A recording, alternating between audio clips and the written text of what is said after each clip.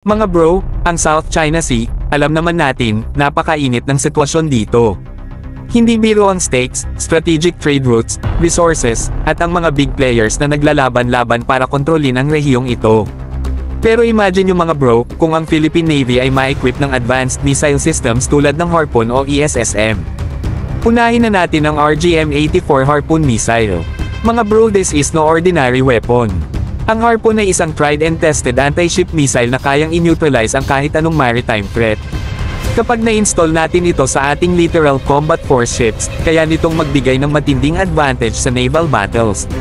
Powerful, precise, at may long-range capability, ito ang klase ng firepower na kayang mag-protect sa teritoryo natin mula sa kahit anong aggressor.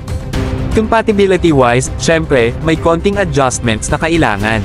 Hindi lang basta ikakabit ang Harpoon launchers, kailangan din ng integration sa combat management system ng ating mga barko. This means mga bro, baka kailangan pa ng upgrade ng systems natin para compatible lahat. Ano naman ang makukuha natin kapag may ESSM o Evolved Sisspero missile tayo? Ito naman mga bro, ay design para sa air defense.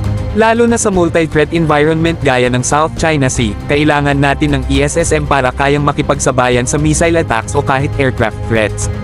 Pabor ito sa PN dahil hindi lang tayo nagpo-protect sa mga malalaking targets, kundi pati sa mga low-altitude threats na malapit sa teritoryo natin.